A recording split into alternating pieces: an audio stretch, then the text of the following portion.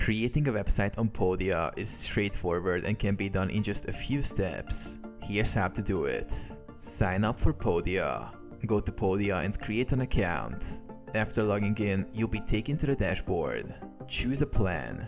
Podia offers different plans depending on the features you need, including selling courses, digital products, and memberships. Select a plan that suits your business needs. Access the website builder. From your dashboard, navigate to the Site tab. This is where you will build and manage your website. Customize your site. Choose a template. Podia offers pre-designed website templates that you can customize. Select a template that fits your style and content. Add content. You can easily add pages like home, about, blog, and contact. Podia provides a drag and drop editor, so you can add text, images, and videos without coding.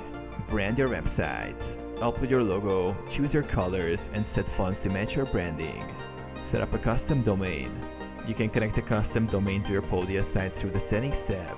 Publish your website. Once you're satisfied with the design, click Publish to make your website live.